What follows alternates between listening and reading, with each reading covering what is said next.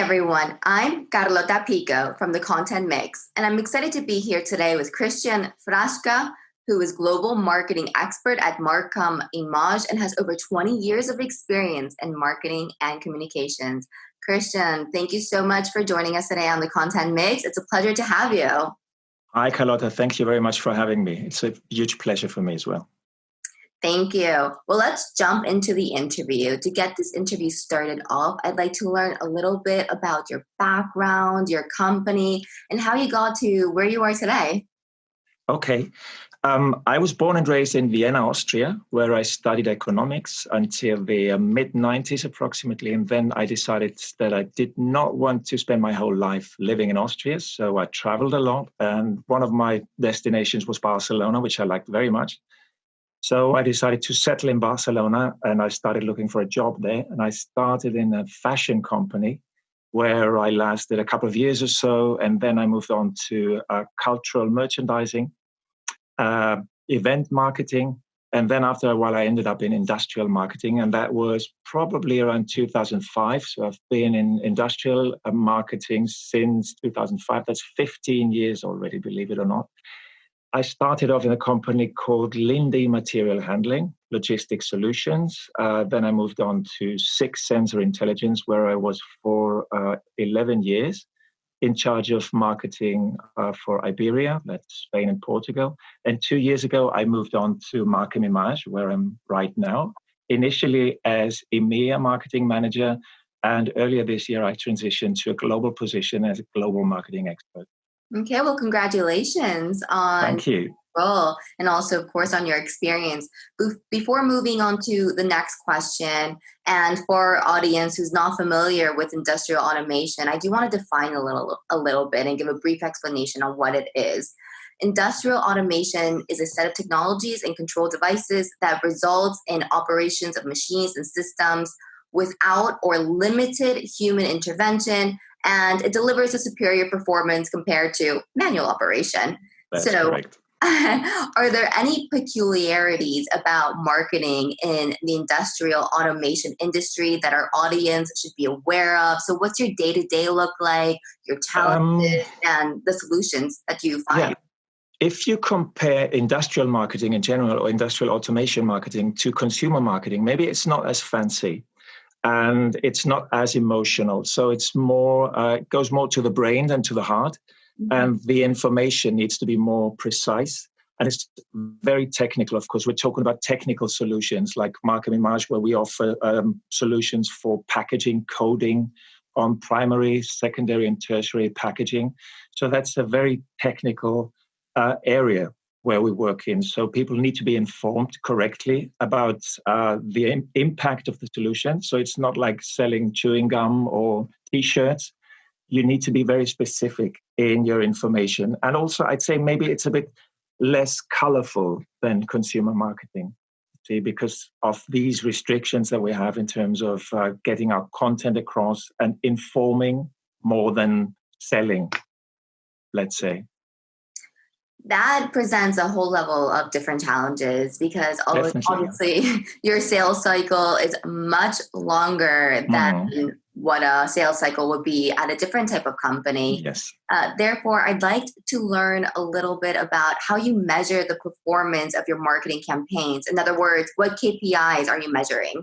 Okay, we have to distinguish between online campaigns and promotional campaigns. So in the case of online campaigns, it's the same as in consumer marketing. You send out an email blast and then you see what comes back. Mm-hmm. And you measure this by the opening rates, the click-through rates, the opportunities created, and actually the return that you get from the follow-up of the mailings. In the case of promotional campaigns, as you need to approach directly a certain decision maker in the company, it's far more personal. So our sales or account manager in this case approaches the decision maker or makers in the different companies where he exposes the added value of the new solutions that we offer.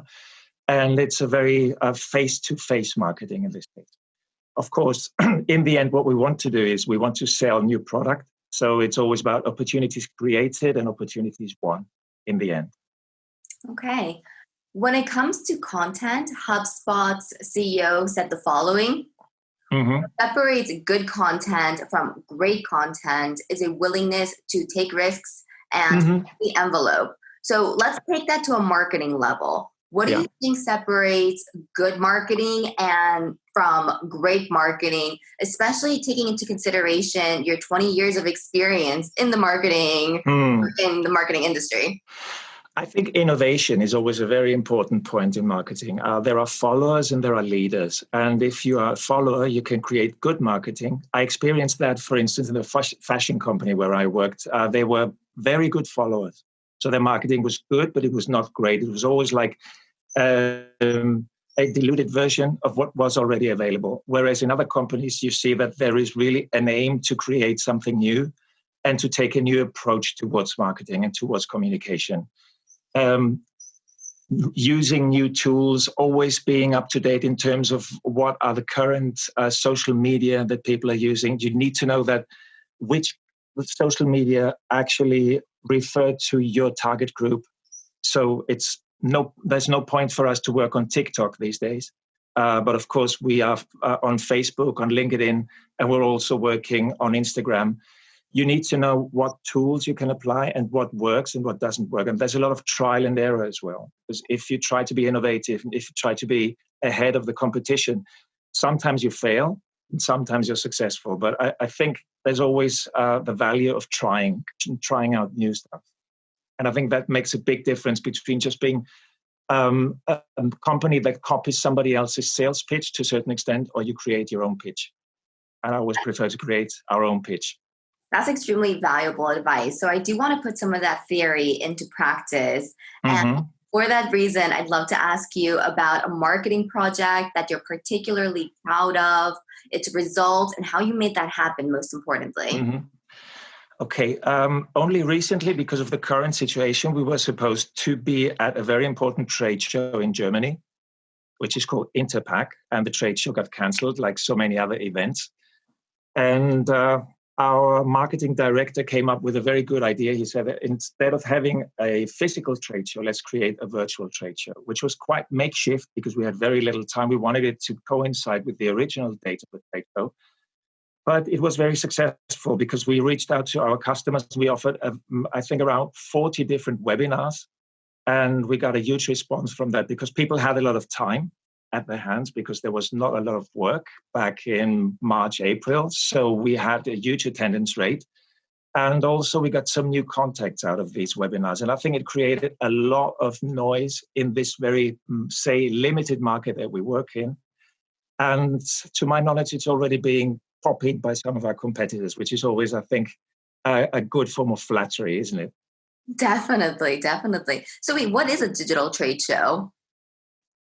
It's a landing page that you set up where you present, on one hand, your star products, so to speak, and on the other hand, you offer the possibilities for people to register on webinars.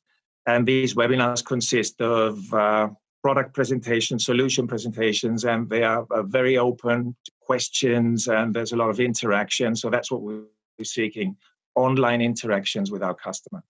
Okay, very interesting. Thank you for sharing that experience with our audience.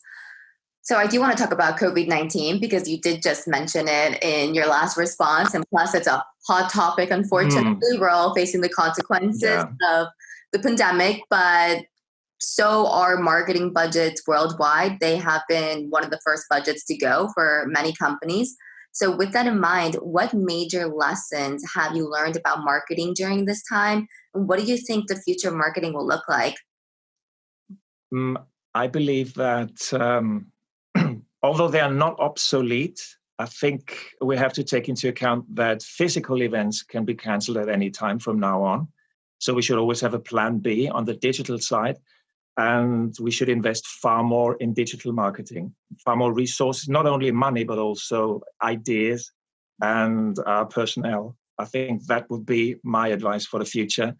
What I learned from the whole crisis is that anything that has to do with physical contact now has become very unstable. So let's go for the plan B, which is the digital world, which is not as evolved, I'd say, in the industrial marketing than it is in consumer marketing. Okay. Well, on that same note, I do want to ask for your advice again. And it's Mm, going to be the last question of this section before we move into the recommendations. So, what's okay. one piece of advice that you would give to recent graduates who would like to pursue a career in marketing and in Europe specifically? What's one thing that you Mhm. would have loved to have known 20 years ago before you embarked on this journey? You know, what I see with young marketeers sometimes is that they are very driven by the ideas that they get from their master studies or from their university studies. And it takes them a long time to learn that it's not a copy paste thing. So there are books and there are theories, and then there's the real world out there. And it's completely different sometimes. So don't stick so much to your books. Learn about the products that you're trying to sell, learn about the company that you work with. Company structure is very important to understand the structure. Who are the decision makers? Who are the people that can support you? Because as a marketing department, you are not an island. You need a lot of interaction with other departments, especially sales and product development. You need to have these people on board with your ideas and you need to get their input. So don't sit on a high horse thinking that you know everything. Just listen to people from other departments and take into account that marketing is always there to support sales and not the other way around. Because in the end, we all live from the sales figures that we achieve in a company. I think that's a very important piece of advice that took me quite a long time to learn as well. That really our job is a supporting role. We are not the stars of the company, and especially be creative and try to have your own ideas and don't get intimidated by other people's ideas. Christian, I could not agree more with your response. Fabulous insights. I'm actually head of business development at Vera Content, and within my role, we do organize under the same umbrella, sales and marketing, because both go Mm-hmm. hand in hand, and without one or the other, none can survive. So Exactly. Yeah. I Mm. definitely agree. Okay, we are going to be moving into the recommendation part of this interview. Although Mm-hmm. you've already offered great recommendations and great advice, but I'm going to pick your brain a little bit further. Uh, Let's go. what's your favorite app at the moment and why? I only recently discovered Audible, which I think is powered by Amazon, if I'm not mistaken. In the past, it was like a classic book reader reading physical books, paperbacks. And the last book that I read was the autobiography by a musician that I like very much, Mark Lanigan, which is a very entertaining book. It's really great. It's very Charles Bukowski, and I like that a lot. And he's got a great voice. So I checked out some of the interviews on YouTube, and I found out that he read his own book on Audible. So I downloaded Audible, and I found out it's a great app for book reading or book listening to rather. Very interesting. I'll have to check it out. Mm, I didn't know of its existence either. yeah, it's really fun, and I think it's very intuitive. And of course, you've got a huge book library. So if you're not into reading, which I'm not because I get tired quite easily when I read, because usually I read before I go to bed. So it's 5 pages and then I nod off. And you can listen to the book on the train or while you go for a walk. So I'd really recommend that. Interesting. Brings me back to my childhood when my parents Mm. would read me books. I'm quite like you as well. Although I'm a journalist, a former journalist, reading books at the end of the day just makes me fall Oh, asleep yeah. immediately. So if Mm. somebody reads to me, I'm more likely to stay awake and just be engaged with. Exactly. Yeah. So that really helped me also get more into books because sometimes because of a lack of time, you see there are quite a few book recommendations where you say, oh, I should check that one out. And then it never happens. But with the audiobooks, I think that's really, for me at least, it was a great discovery. They've been around for quite a long time, but I only discovered them recently. And that's something that I'll definitely dive into in the near future. Okay, well, thank you. My next question will be a resource or an influencer from your country that you admire and that inspires you. Hmm. I'd say, actually, I could talk about a very good friend of mine Okay. whose name is Xavi Badia, and he's from Barcelona, and he's a great marketeer as well. And he also works on different radios, and he does a lot of podcasts. He's very skilled and very self-made, and I like that about him. I think he's a good inspiration. What makes Charlie's work special? I think he's very persistent, and whenever he's invited to any kind of chat, he always, I think he prepares himself very, very well, and is very well read. And on a cultural level, I think he's always very well informed. I admire that, and I like that because he got the energy to always absorb a lot of different information from different people in different areas. What a key word, culture, right? Especially when it comes to our industry, culture plays such a huge role in everything that we do because, of course, marketing to different audiences is a whole different world, and what may work in Spain may not necessarily work in the UK, although we're on the same continent. Yeah, I fully agree. Also, in terms of marketing campaigns, for instance, if you think that, let's have a look at South Europe, where I am based. That would be Portugal, Spain, Italy, probably you can add Greece and Turkey. In terms of marketing, these are countries that are very price-driven and thinking rather in the short term than the long term. So the pitch that you try to get across is more, what is the added value during the next 6 months or so? Whereas in the north of Europe, in countries like Germany, the Nordics, UK, people are more interested in long-term solutions. So as you rightly said, what actually works for the south of Europe might not work for the north and vice versa. So that's something that you always have to take into account. There's a lot of cultural differences in Europe, maybe not so much in the US, although some might disagree. Florida is not Minnesota, of course. But given the language and cultural differences that we have in Europe, I think the marketing has to be far more nuanced than maybe in other territories. Absolutely. I mean, I work for a content creation, translation, and localization company, as I mentioned while we were off the record. And for us, localization is key because even within Southern Europe, what works in Spain may not necessarily work in Italy because, for example, when it comes to consumer products, our public holidays are completely different. Exactly. So that's something that one always has to take into consideration, especially when communicating across social networks. Yeah. Also, I think there's a very important point that you mentioned. If you think about South Europe, I mean, the month of August is completely dead. Everybody's on holiday. Whereas in the north of Europe, people do go on holiday in August, but it's not like the whole countries go on holiday and they're like closed for business. But in the south of Europe, that's something that definitely happens. So you need to take that into account for your campaign management, but also for your budget, because you might be aware of the fact that there will not be a lot of money coming in during the month of August. Yeah, I mean, although I absolutely love my country, I am from Spain. Working in August is definitely a challenge because everything shuts down. Yeah. If you do work in August, it's great because there's less interference. So you get a lot of work done, but it's slowing down considerably. Yeah. Okay, Christian. Well, those are all great insights and advice. Thank you so much for sharing them with our audience on the Content Mix. And I look forward to keeping in touch and following you on your journey. Me too. Thank you very much for having me. It's been a pleasure. The pleasure has been mine. Thank you. And to everyone listening in, thank you so much for joining us on the Content Mix. For more perspectives like the one today, join us on thecontentmix.com. We'll also be publishing our content on iTunes and on Spotify. So keep on tuning in and see you next time. Thanks again. Bye.